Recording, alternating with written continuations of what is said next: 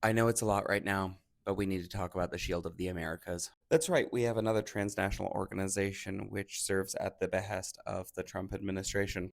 I'm going to tell you about this for the next 3 minutes, but also for my own sanity, I'm going to put in some dad joke. The stated aim of the Shield of the Americas is to coordinate military and intelligence assets to fight drug cartels. There are 12 South American countries which have officially signed on and appeared at the Shield of the Americas summits in Doral, Florida. Each one of the leaders here has some fairly clear alignment with the priorities of the Dunroe Doctrine, which is projecting power from the United States down into South America. However, notably absent are the three biggest economies in South America. Here's your first joke.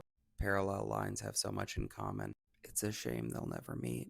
Mexico, Brazil, and Colombia are both staying far away from the Shield of the Americas. But what is this really about? Because we know that narco terrorist is just a thing that you say when you want to do some stuff, like uranium enrichment. This is more about stopping China in the region than stopping those pesky drugs that America is the largest market for. The 2025 National Security Strategy laid all of this out in the Trump corollary to the Monroe Doctrine. It specifically says that it wants to limit control of strategic assets by geopolitical rivals while also projecting power and gaining strategic geographies for the United States. And look, strategically, this does make some sense. Chinese trade with the region hit over $500 billion in 2024.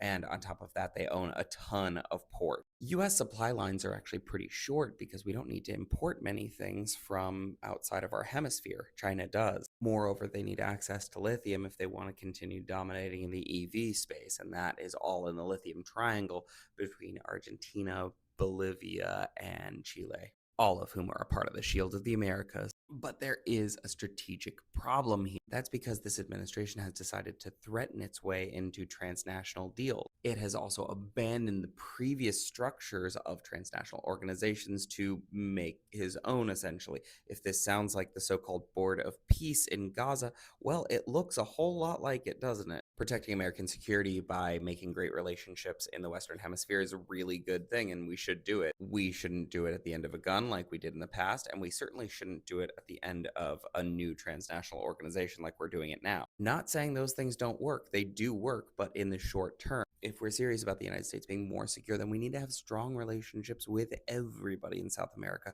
and that includes the three biggest economies who are notably absent here, especially Mexico, because we share a border with them. Here's another. I have a step ladder.